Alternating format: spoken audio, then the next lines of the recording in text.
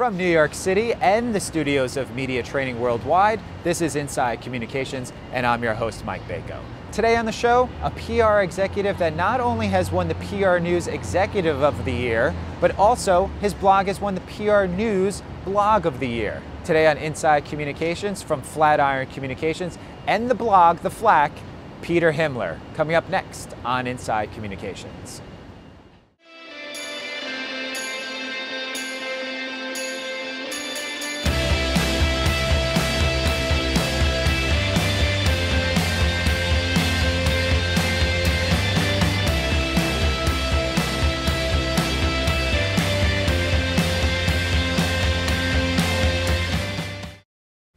Thanks for joining us today on Inside Communications. My pleasure, Mike. So, how much of a game changer has social media been in the PR world? Well, if you believe the press, it's been a sea change. But what I found is that the goals of all of my clients have not changed much. Every client wants a positive branded presence in the media. Now, of course, the media has changed. It's splintered, it's fragmented, specialized, niche, blogs, etc., as well as the way to achieve that goal. So it used to be you work top down, you pitch a journalist, you convince that journalist to write about your client or go on the air about your client. But now we have the ability to create content, syndicate it, optimize it, whatever, and get it out there so it reaches audiences directly. You also have shared media. You have curated media. So there are a lot of different ways to achieve that goal. But the goal, at least from what I'm seeing, has not changed.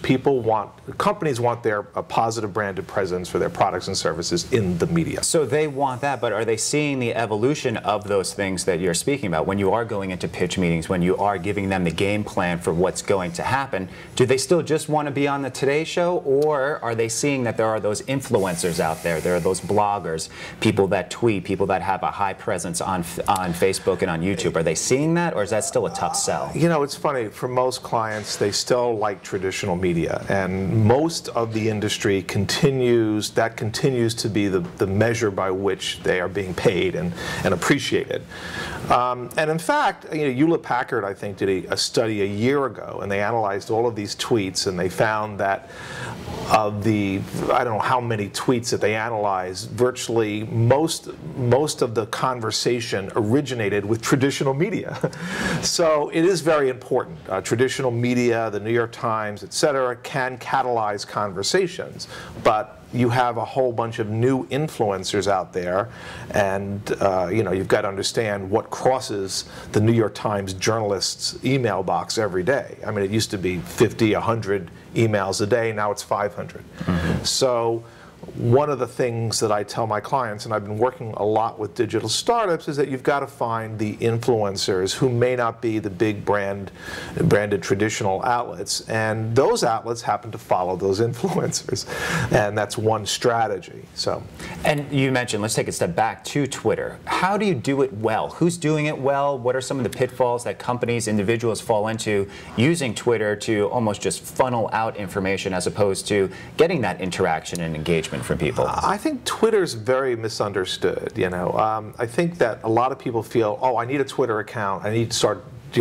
broadcasting what I'm doing and what the company is doing, etc. But really, what you do with Twitter is you have to listen first, and there are a lot of tools out there. In fact, I wrote a blog post recently on how to mine Twitter on my blog, and there are a lot of new tools out there that will help you identify those voices, those people that are catalyzing conversations that are very influential. So the first thing you do, if you're going to get into Twitter on behalf of an enterprise or a product or service or whatever, is to listen, okay, and follow. Okay, and you build up those lists. You build up your follower lists, and that's key. It's who you follow. It's whom you follow. That's more important than what you're saying. Once you begin to follow, you can begin to engage or interact. You can retweet smart things, and those journalists start to know you. Because every journalist has a bit of an ego. And it doesn't hurt when you hashtag someone or you link to someone and they see that connection. Where's this coming from? Oh, okay, it's from this tweet, it's from this blog. Right. I'll tell you, you know, I get notes back from folks that I would never know, I mean, that are very, very influential. And it's just because I retweet their stuff or I push their stuff out there. I don't do it gratuitously, you know, you don't want to. I was going to ask, is there a danger in just becoming known as someone who retweets, who tries to repurpose things and not coming up with their own original content and ideas? I think curation is really important, and so it's as important as creating original content. So if you're a good curator and you find stories that are timely and interesting to your sphere of followers, you'll get more followers. You mentioned your blog and how you wrote a post on tweeting. Mining Twitter. Mining Twitter. So what's the difference between your company website and your blog, The Flack?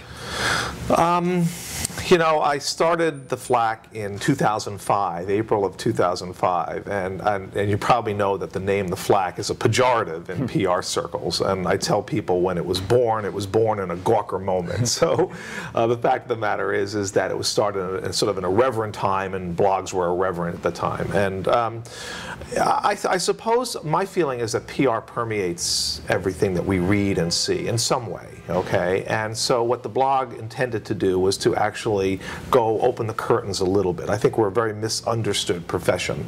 And so if we can shed light on some of the thinking behind a big story in the news, whether it's the Apple iPhone announcement today and what the plans are and how Apple has used these big events and you know, their founder on the stage, that's helpful. My website for Flatiron Communications is really the kind of work I do, how the business model that I have, and the type of people that work with me to service clients, and my approach. Have you found that clients also look at the Flack, the blog, and see your thinking on different things that don't necessarily come up in terms of your past clients or things that you've done, but they see your thoughts on other ideas and think, hey, you know what? We can integrate this into what we're doing, or he's got a progressive mindset. You know, I haven't used the Flack as a repository on strategy. It's really, these are the services, these are the clients, this is how I approach my client work. You know, if you really want to delve into what I think about PR, you know, I mean, go on to the Flack, and that'll give you a good sense of it. Okay. I mean, it goes back 5 years or 6 years, so you got plenty of content there. And you've certainly ridden the wave of new technology and new things coming into existence. Fear of being a dinosaur. I mean, listen, I used to run the media practices at Edelman, at Burson, Hill & Knowlton, and so I always try to stay on top of what the latest tools, techniques, and strategies are. And as we began to see this wave, this change, I said, look, now is more important than ever to stay on top of it. So I started writing the blog early. I got on Twitter early. I got, you know, so I engage in the social graph pretty actively, and I think it's important for PR people to do that. It's one thing to talk about Facebook strategies, even LinkedIn, or there's so many ways, Google Plus now I'm very active in, but you've got to be engaged. You've got to be tooling. You've got to be playing with it. So you're very engaged in Google Plus. This is interesting because a lot of people have accounts through Gmail, through different avenues, but the majority of people just have an account. It's almost like a placeholder. How active are you in Google Plus, and what exactly are you doing? I mean, it's quite, you know, the big question is, do you post to your Facebook wall? Do you post to your Google Plus wall? Do you post to your Twitter feed?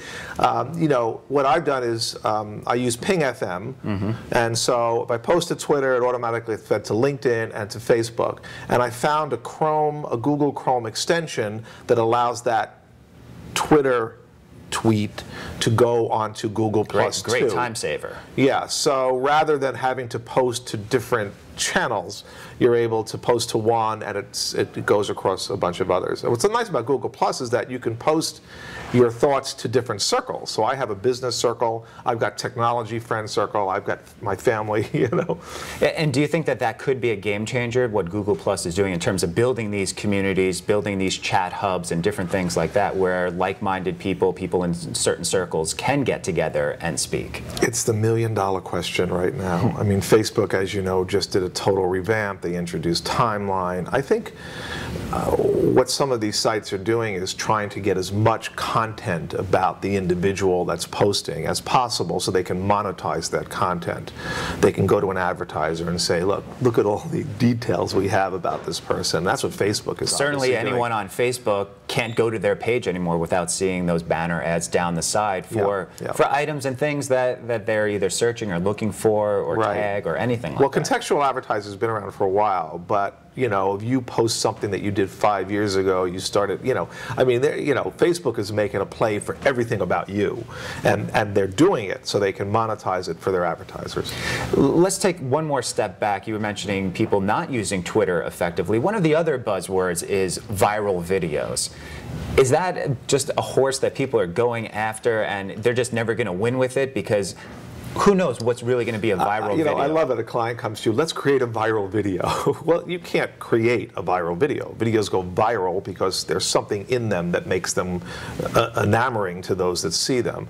I've written about this, but I wrote about it a while ago from the perspective of the PR perspective versus the advertising perspective. So, for example, there was a video that I saw on YouTube that showed a SUV or a minivan coming down a New York City street and riding in front of a construction site, and all of a sudden one of those big construction balls comes out of the construction site, hits the broad side of the minivan, flips it over, and the person emerges from the minivan. I'm thinking, oh my God, that's unbelievable that happened in New York City.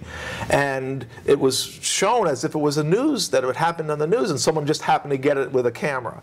Well, it turns out it was a viral video created by the car manufacturer. I mean, you would have read about it in the Daily News, I suppose, if that happened on the streets of New York City.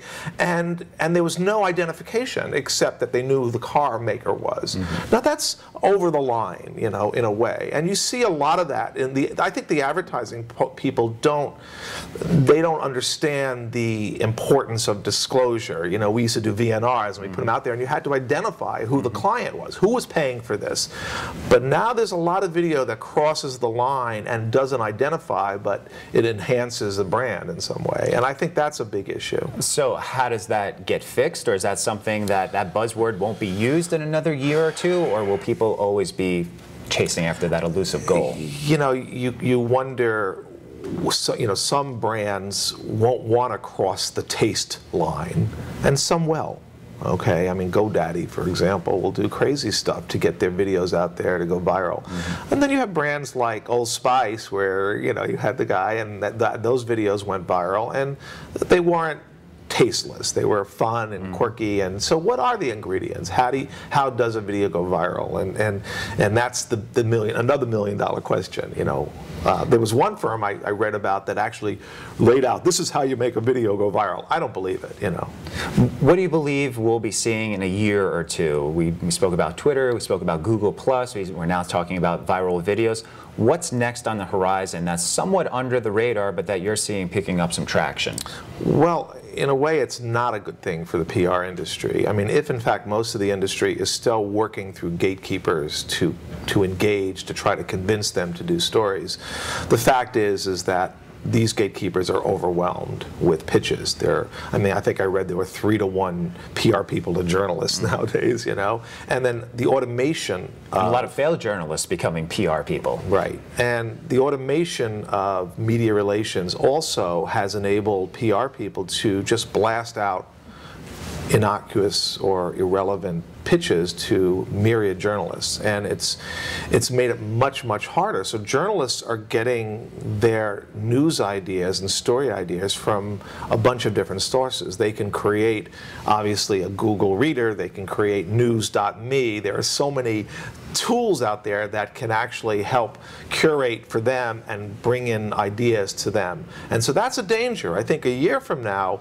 it's going to get harder for PR people, Is there a danger in, as you mentioned, over-pitching a journalist just to pitch them, getting into their inbox and then just seeing you and then getting to the point where they just delete you without even looking at it? Can you pitch someone too much? What I found is the issue is not pitching the journalist too much, it's pitching the right journalist with the right story at the right time of day.